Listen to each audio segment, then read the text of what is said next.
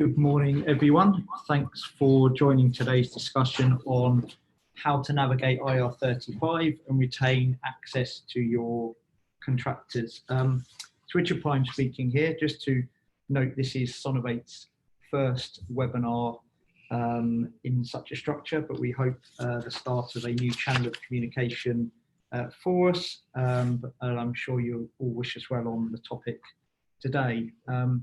If I move on to the presenters today, I think most of you are most interested in hearing from Kevin Barrow, who is a partner of Osborne Clark, who I'll very shortly pass over to you on, and equally Kirsty Bryce, who heads up our IR35 implementation for Sonovate. So without further ado, just to clarify what we're covering today, IR35 overview, what is changing in April, tips on how to prepare, a piece on Sonovate's IR35 solutions, and some Q&A. On the subject of questions and answers, we've had an awful lot of questions come in, of which we've tried to pull out some key ones for Kevin and for Kirsty to cover, and we will try to absorb, if we have enough time, some of the questions that will come in from you guys today. So without further ado, I think the key thing is to pass over to Kevin, who's going to dive into IR35. Well, thanks for that, Richard, and welcome everyone. As Richard says, I'm Kevin Barrow. I'm a partner at Osborne Clark, and not in the spirit, and what I'm going to do in my bit is tell you a little bit about Osborne Clark, so you have some faith, I hope, in what we say, because of our sort of profile in this sort of area. I want to put the IR35 reforms in some context, because to understand how they will work and how major clients are thinking about them, you need to understand the full context and all of the other things happening in relation to contingent workers at the moment. Then we'll get into some of the detail of IR35. I'll try to make it as entertaining as possible, but unless you've got a basic unless we can clarify some of the key parts of IR35, some of the solutions and recommendations that we'll make, and no doubt Sonovate will help you with, won't really make sense. You'll sort of be wondering, why on earth are we going to do that? And why do we need to do that? So we need to look at the detail a bit. And also there's a lot of misinformation out there at the moment. So I want to clarify some things which there's bad information about. Then we'll look at how the market is responding, some of the things that are out there, and to give you an idea of what people are doing. And then finish with 3 slides with about 20 or 30 bullets of actual things you need to do. So first of all, about Osborne Clark. We're an international law firm, about 2,000 people worldwide, 24 offices around the world. One of the things we specialise in is helping staffing companies, mainly, UK and US, but elsewhere as well. And we've advised on staffing issues in 45 countries since 2012. We have advised, in fact, it says 180 plus companies. It's probably more like 220 companies now on IR35. From large staffing companies, large end users, through to specialist staffing and consultancy companies. Been involved in all of the major consultations about IR35, going way, way, way back. And I was just talking to Richard. We first encountered each other in relation to this in the 1990s, would you believe? Neither of us look old enough, I would suggest. Luckily, you can't see pictures of us right now. And Osborne Clark was heavily involved in the future of work, Matthew Taylor type process over the last couple of years, looking at good work and some of the changes needed in relation to gig economy. So that's sort of our profile, and we're seen by the government as an expert in all of this area, and by HMRC. So where does IR35 generally fit in? So there's been growing government action against contracting, not just in the UK, elsewhere. It's not just the UK. So there's a lot of every week if you follow the US staffing industry press, you'll see action by US states against staffing companies and end users for worker misclassification, which is the same as, you know, someone being treated as outside IR35 when they should be inside.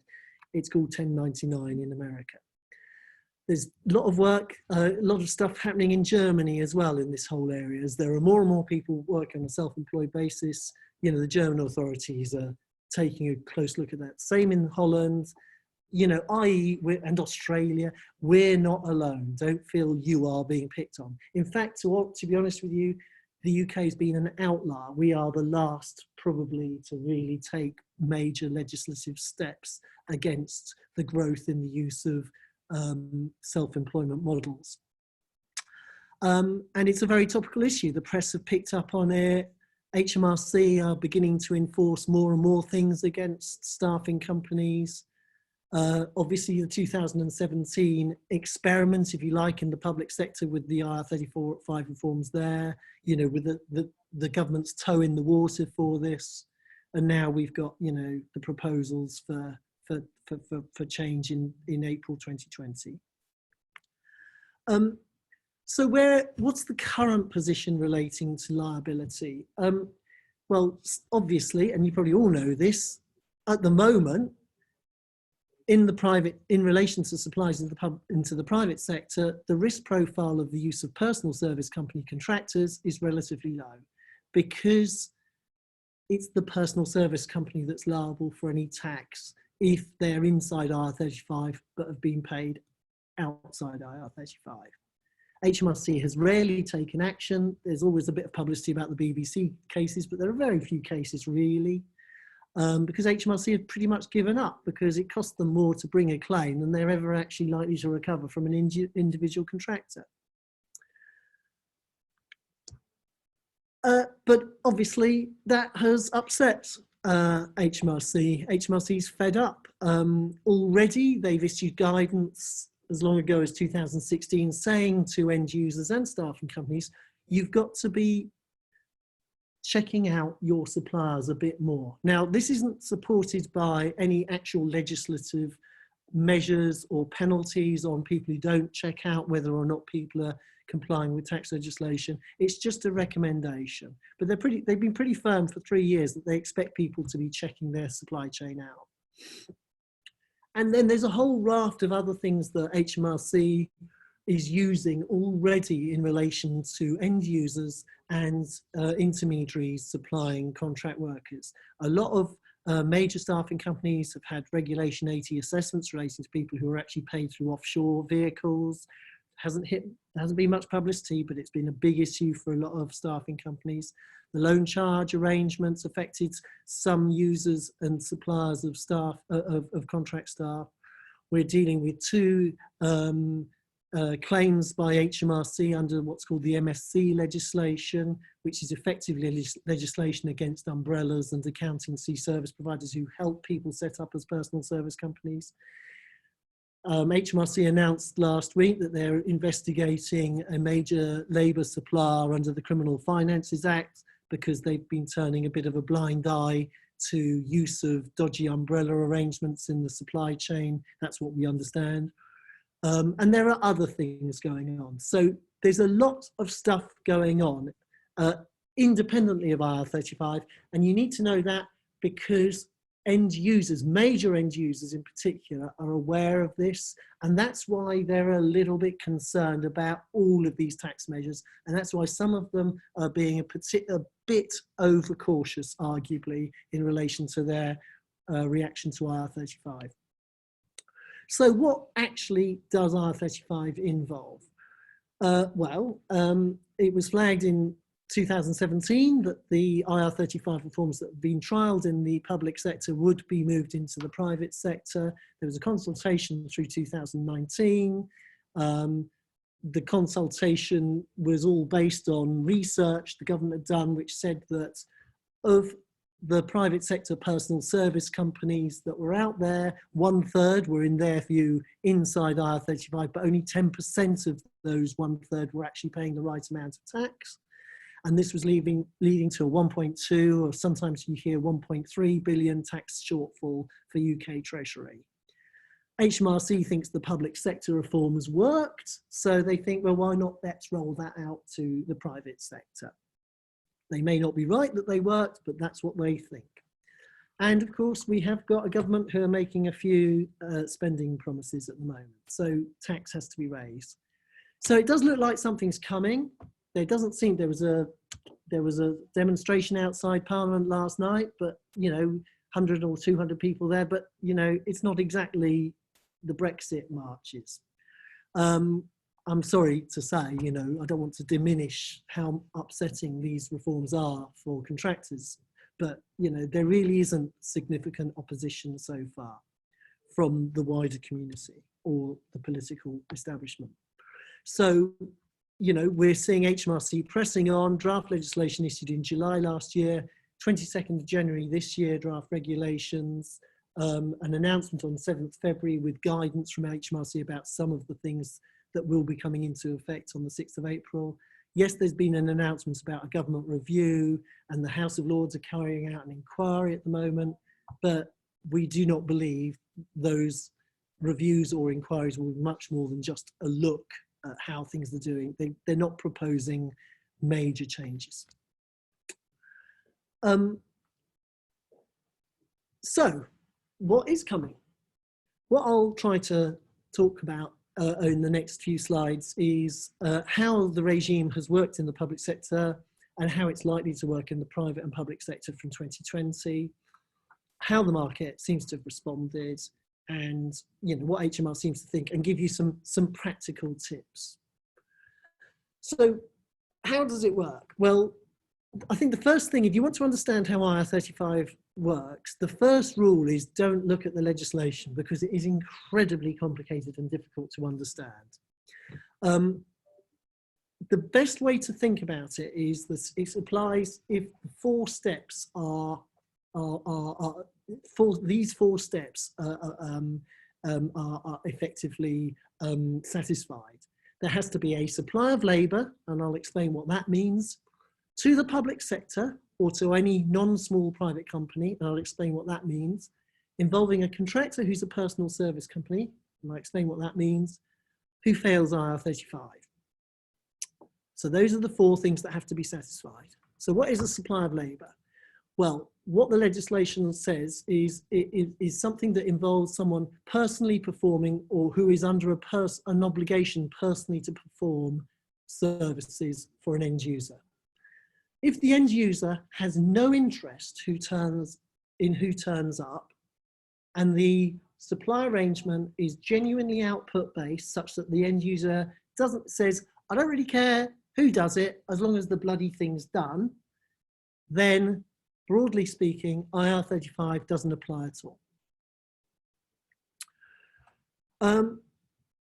What does it mean to say to the public sector or any non-small private company? Well, the public sector definition is the one in the Freedom of Information Act, which does, just to be clear, include Transport for London, Network Rail, BBC, Channel 4, and most universities, as well as all of the obvious public sector entities that you can think of, such as the NHS and government departments. What does small mean? Well, you're small, the end user is small. It's all about whether the end user is small. The end user is small if it satisfies 2 out of the 3 conditions set out on your slides. But basically what that means, it has to be pretty small. And a lot of questions are asked about, well, what if it's just a subsidiary of a larger company and the subsidiary is small? No, you look at the whole group. If it's an international group, you have to look at the international group. If there's some sort of artificial separation out of a small company, but it's really controlled by someone else who's part of a larger organization, again, that won't satisfy the small company definition. It has to be a very small company. The next step that has to be satisfied to trigger IR35 is there has to be a supply of a personal service company. It means effectively someone operating through their own corporate entity. It doesn't include people who are engaged by a staffing company on a PAYE worker basis, because the normal PAYE and NIC's rules set out in sections 43 to 47 of the Income Tax Earnings and Pensions Act apply to that. So you don't need to worry about IR35 for them. It doesn't apply to umbrella company employees because the separate, the umbrella is liable under PAYE for that, and the expenses legislation deals with how umbrellas can pay expenses, which is obviously not as generously as they used to before 2016. And the legislation doesn't apply to sole traders.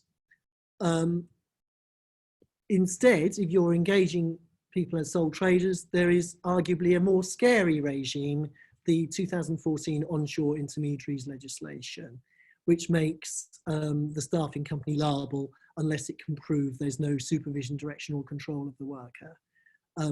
And that's one of the reasons, because it's such a tough test, that there's been a reduction in the use of sole traders in many areas of the staffing supply chain, but not all. And HMRC do accept that sole traders are okay in some circumstances. And the fourth thing that has to be satisfied is there has to be a failure of the IR35 test. And that is basically an employment law test, which isn't a mathematical exercise of counting up a number of factors, and as long as a score is reached of the pass mark, you're okay. Instead, the way that the courts and tribunals look at it is they look at an overall shape, smell and feel of an arrangement to see if someone really looks like they're an employee, based on, in particular, control as to how the work is done. And of course, lack of control can be evidenced very easily by a contract being on an output basis rather than a time spent basis. And, also the tribunals look a lot at the degree of integration of the worker into the end user's business and the degree to which the worker actually takes some risk, i.e. has to make good mistakes in their own time, and stuff like that. Other factors which are often quoted by people talking about IR35, one of them is mutuality of obligation, but HMRC, I have to say, although they lose cases based on mutuality from time to time, they don't seem to think it's an important test for contractors, especially ones that are working on longer assignments. So I wouldn't sort of pin all of your hopes on mutuality if you ever have a decision to make about whether someone's inside or outside.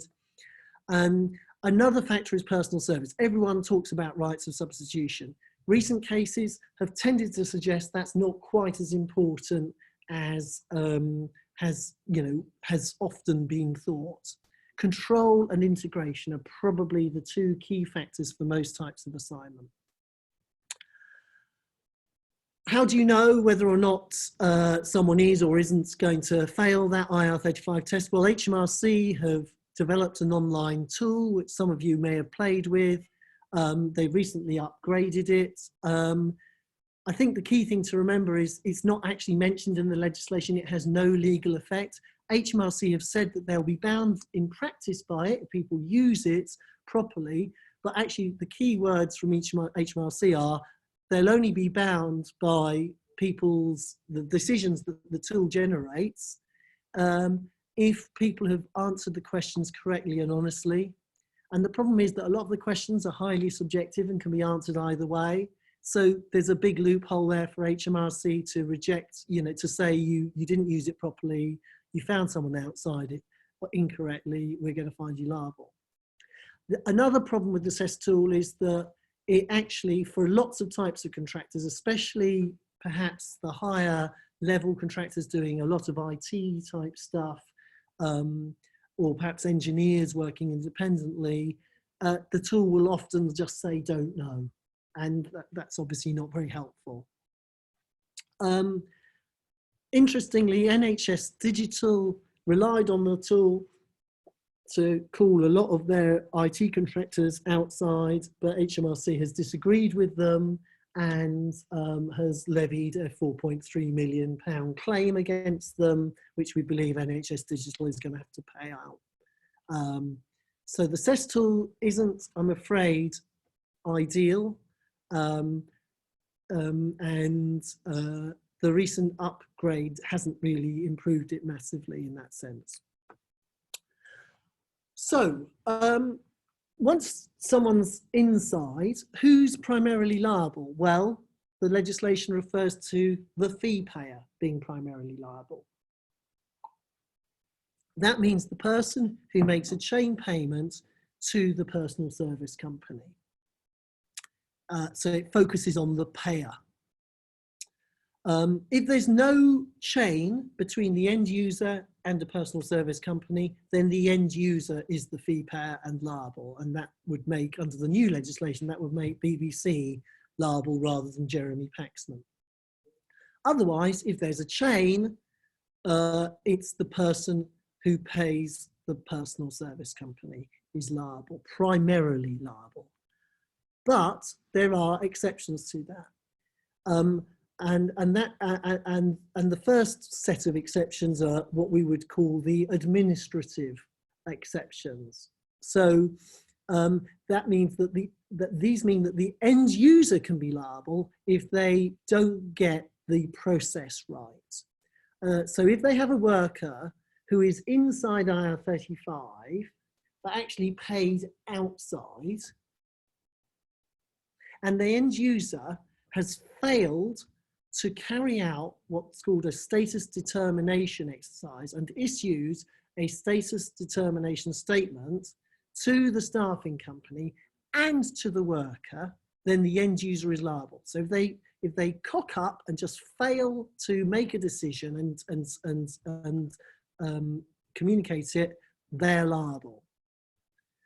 Also, the end user is liable, and not the fee payer, if it issues an STS, so well done, they got that bit right, but in doing so, failed to take reasonable care. Then again, they're liable. In addition, they're liable if they issue an STS and fail on challenge within 45 days to give reasons for the decision. So those are the three administrative cock-ups by end users that can make the end user liable. And of course, as I've already mentioned, the end user is liable if it directly engages the contractor. Otherwise, generally speaking, the fee payer will be the person liable. There is another exception to that, which is where there's a longer chain and you're dealing with an MSP. If the end user has issued a status determination statement to the managed service provider and you're sitting below the managed service provider and the MSP fails to pass that down the line to you, then the MSP, not you, will be liable. I'm sure those of you who aren't MSPs will be pleased to hear that.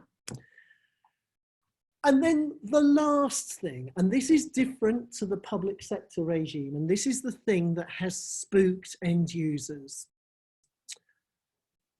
The final piece of the jigsaw as to who is liable is that the end user will be liable if the worker is inside IR35 but paid outside, and HMRC considers there's no reasonable prospect of recovering the tax from the fee payer within a reasonable time.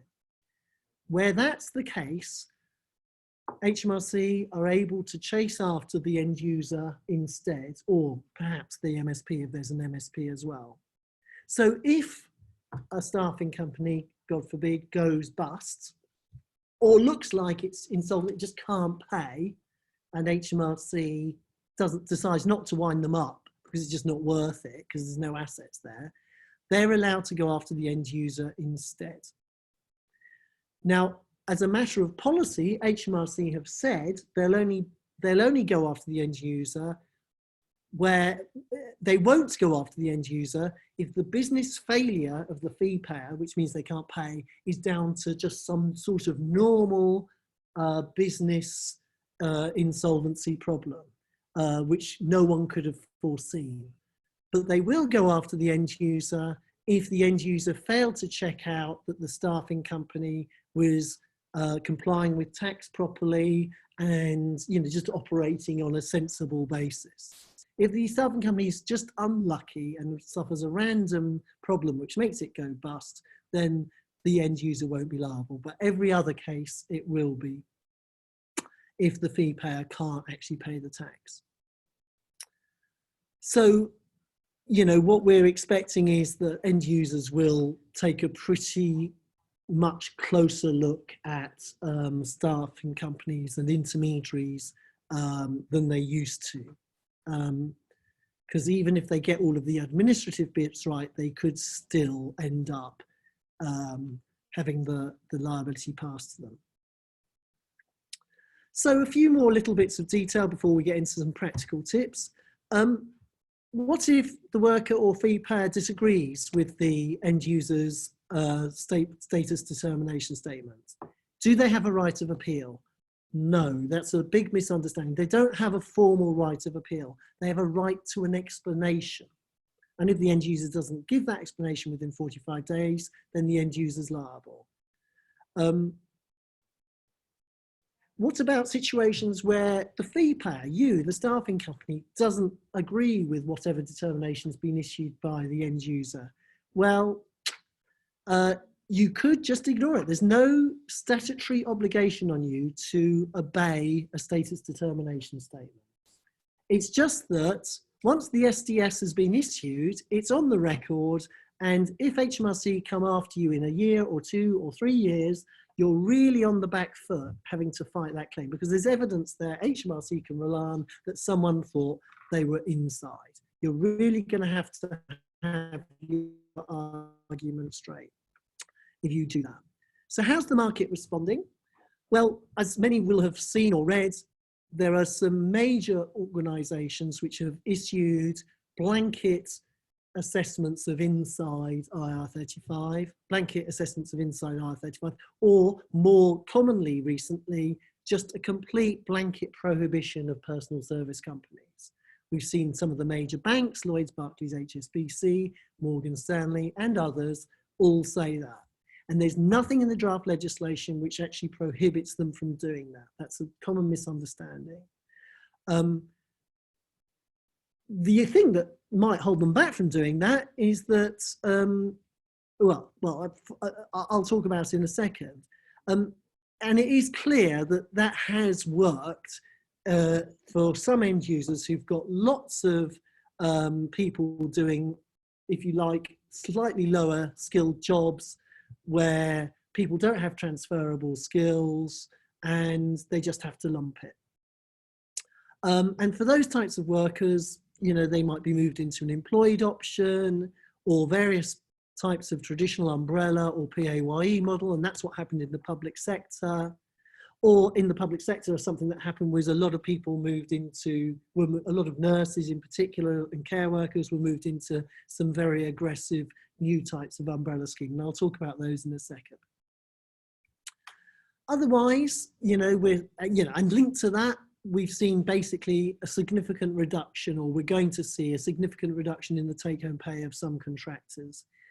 Unless the hirers can be convinced to increase the rate, for which they might do for the really hard to find, highly skilled workers with transferable skills who say, well, unless you up my pay rate, I'm walking.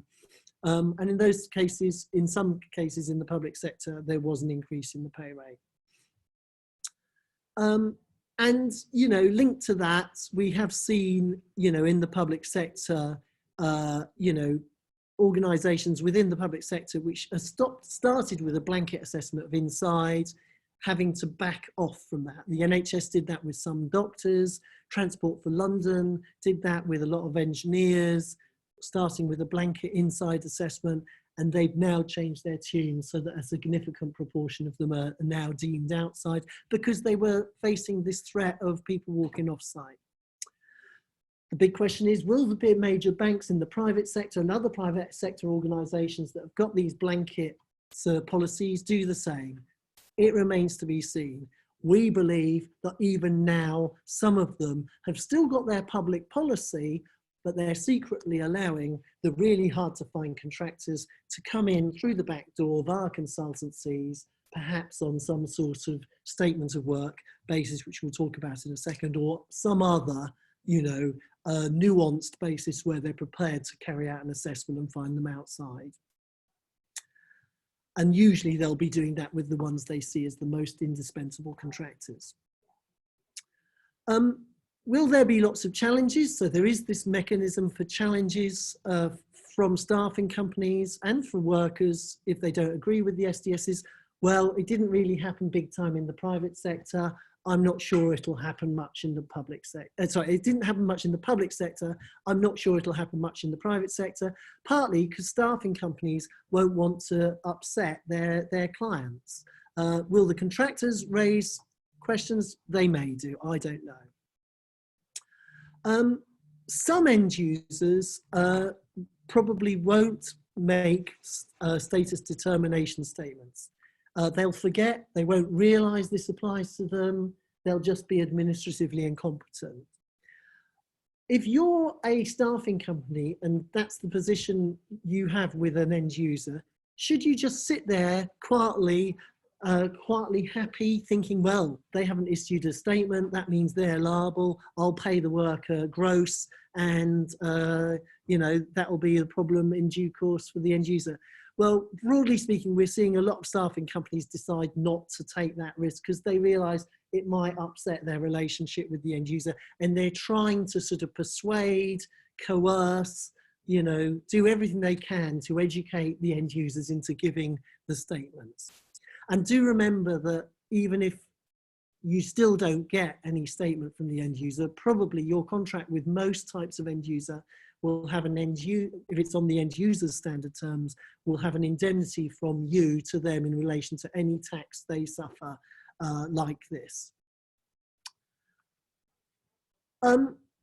So what sort of contracting models are people coming up with? Well, we're seeing third-party checkers come into the market, perhaps backed with insurance. There's a lot of talk about that at the moment.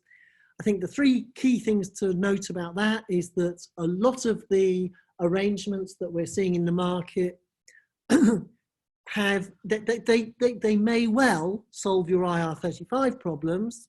They're good at testing whether someone is or isn't inside IR35, but they expose you to some other tax liabilities under what's called the Managed Service Company Tax Regime, which HMRC is getting very active about. And that's a tax regime which doesn't tax people based on whether or not someone is genuinely self-employed or not. It taxes people based on whether or not they have a business which is for the purpose of promoting or facilitating the use of personal service companies. So anyone who on a volume basis is there to help personal service companies operate outside IR35 might be at risk under the MSC legislation. And a lot of these insurance arrangements and the third-party status checkers, often operated by umbrella companies, may fall into that trap. And if you're using them, the liability can transfer to you as well. So you need to check out MSC. The checkers who do get that bit right you still need to just check that they're actually doing the right test. Some of the checks we've seen don't quite get it right and take too many risks because they're trying to be too favourable to the contractors. You need to be on your guard against that. And if you're relying on insurance, you do need to check that the insurance actually pays out on the types of risk you need it to pay out on. And some of the insurance doesn't. The other thing we're seeing a big growth in is the use of genuine statement of work, output-based contracts. Now, this happens in other countries to get around their equivalents of IR35. And what it means is that you as the staffing company effectively become a consultancy instead of staffing company. and you're the one that has to carry out the status determination statement as a result. It's not the end user, you're the end user. Your client is no longer the end user, and that helps you get round the fact that you might be dealing with an end user who's overcautious. It might, just by the way, if you're taking responsibility for the output of the worker, it might, since you're looking a bit more like a normal consultancy, give you a slightly higher margin as well. So there's a commercial reason to do it. But, and I can't emphasize this enough, it requires a completely different approach. It's not just a question of issuing a contract with consultancy at the top or statement of work at the top.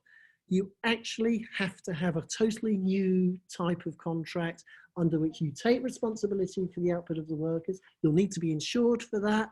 You need to expect not to be paid if the worker doesn't deliver. It's not just a timesheet type arrangement. And you need to be sure, because you need to back that down to the contractor for them to be outside IR35. The contractor needs to be happy not to be paid if they don't deliver. And all of this requires someone to sit down and scope out a project and define the deliverables at the start of the assignment. And if you haven't got a relationship with an end user that actually allows you to sit down and design a project and price it, you're not going to get very far with that model. But if you have got good relations like that, it might be worth looking at. So what do you need to do? What are our top tips in the last 5 minutes of my presentation? Well, communication's the key. You've got to talk to line managers at end users if they're planning a blanket ban or to assess some or all inside IR35. Make them take just a bit of time to reflect on whether that's going to lead to a big cost increase. So they're trying to avoid IR35 liability, and instead they're taking on a risk of perhaps inflation in the cost of their contractors, because the good ones are going to put up their rates. Or they're going to lose them.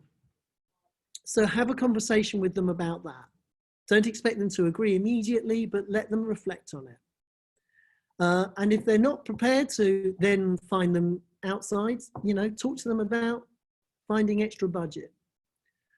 Talk to them about some of the alternative contract models, maybe statements of work. But I think really you're going to have to make sure you also have a PAYE option. And that's going to be essential. And actually there are some end users who are actually prohibiting the use of umbrellas as well as personal service companies. So you're going to have potentially going to have your own internal PAYE option. That seems to be a big lesson of the last few weeks looking at the market. For those who are currently on contract, you're going to have to terminate them before the end of March and issue new contracts at new rates. You can't just carry on the old contract, because the old contract rate you have with a contractor, you've got to reduce it by the amount of employers' national insurance contributions. So you get a new gross rate, and to that gross rate, you have to apply PAYE and employees' national insurance. It has to be a new contract, otherwise you'll get claims from the contractors. You need to be ready for the disgruntlement amongst contractors, and one lesson of the public sector reforms is that you mustn't underestimate the extent to which your recruitment consultants will get very upset as well. You need to be ready for that. You need to cuddle them, basically. And if you've got clients who've got really good contractors from you and they're not prepared to gross up, they're not prepared to find the people outside, and these people are genuinely independent, maybe find some other clients and place the contractors there. What else do you need to do? Well, if they're going to find the people outside IR35, don't forget you're primarily liable if they've got that wrong, unless they fail to take reasonable care. But generally speaking, if there's a mistake, you have to assume it's going to be your liability. So you need to be satisfied that their processes are sound, that they're going through the right checks, the whole process is reliable, because if not, you're going to foot the bill. And again, you need to be, before 6th of April, terminating and re-engaging on new terms that support the outside assessment. which really emphasise the independence of the contractor, the fact they have to make good mistakes in their own time, you know, the extent to which they're allowed to send a substitute, stuff like that, the extent to which they're not involved in line managing anyone, that sort of thing. And I think this is my last substantive slide. The last set of top tips, you know, be aware that your contractors will be approached by promoters of very aggressive umbrella schemes. This happened in the public sector. These schemes are continuing. There are all sorts of things that some, not all umbrellas, of course not all umbrellas, but some umbrellas are still peddling, and your contractors will be offered them. And you need to educate your contractors not to use them, because if you don't do that, they'll probably leave you and go to a staffing company that will use them. These schemes involve things like we're seeing use of loan schemes where contractors are paid perhaps offshore. They're paid the national minimum wage for their basic, and then the rest of their income is paid as a loan. Well, it doesn't work. It's possibly even tax evasion, leading potentially to some very serious penalties for anyone in the supply chain who tolerates that.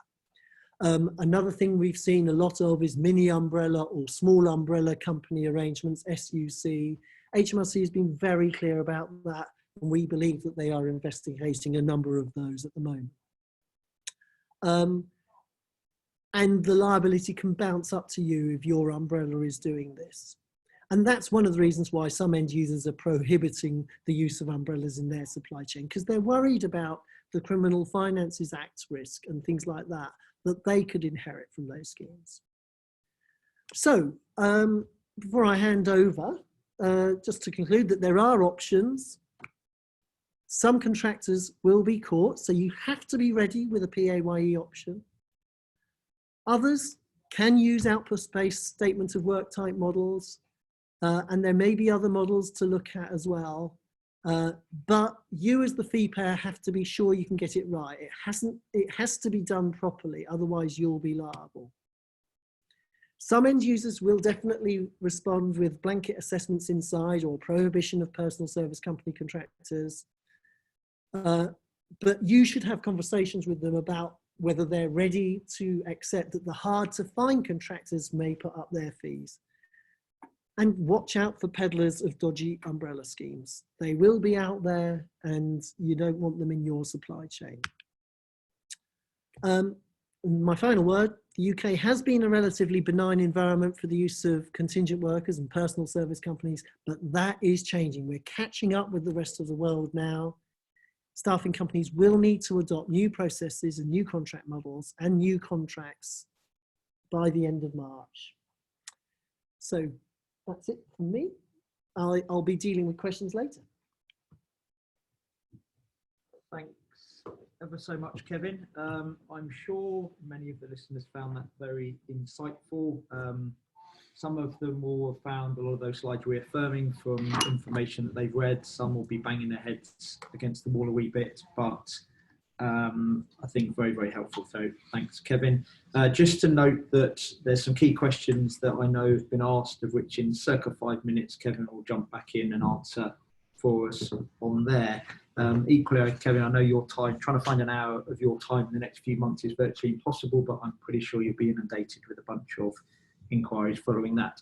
So just moving on, look, Sonovate and our role, Sonovate supports around 1,000 recruitment agencies and intermediaries by way of a workflow technology and working capital finance. So as such, we've been mindful of navigating and supporting our customers through this evolving and changing landscape. So I will just pass over now to Kirsty Bryce, who is leading our IR35 program to support our customers in a solution that helps to navigate this IR35 change.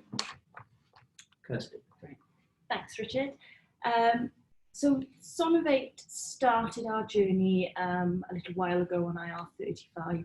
We recognised that these changes were going to hugely affect our customers, and as a trusted partner, we really wanted to come up with some solutions, and the right solutions of where our customers needed to be supported. So just to go through a little bit of the journey that Sonovate has been going on. Initially, the first thing we did is we went out and spoke to a lot of our customers. We spoke to customers of all varying sizes in different industries. A lot of that sort of consultation with those customers was done by myself, just to understand what their feelings are on changes and where they could see either their end clients going or how they felt their businesses would have to react. Then we started to engage our legal experts. So this is when we came over and spoke to Kevin at Osborne & Clark and just really took his advice on board to understand what the effects from his point of view would be on our customers, and again on Sonovate. And then we started really looking at our solution. What were we offering at the time? What was going to come more in play, and what we needed to feed into our tech strategy to support the growth of the UK contingency workforce market. So the aim was basically to grow our solution to support PSCs or inside and outside, and the time and materials market and the PAYE market as well. We also wanted to look at offering a support around permanent or introduction fee based invoices to our customers, as well as international. So what we decided to come up with is solutions to support inside. This includes a full PAYE calculation, deduction management and payment service within Sonovate. It also included the PSC inside IR35 deductions that needs to be made. So this was sort of bringing in that calculation of the employer's NI, the employee's NI, and the employee's tax, and also still continuing to make any VAT calculations to be able to support those inside IR35 PSCs that go through our customers. Again, time and materials, umbrellas, we do expect a shift to people to be using umbrellas as well, so we would continue to support those.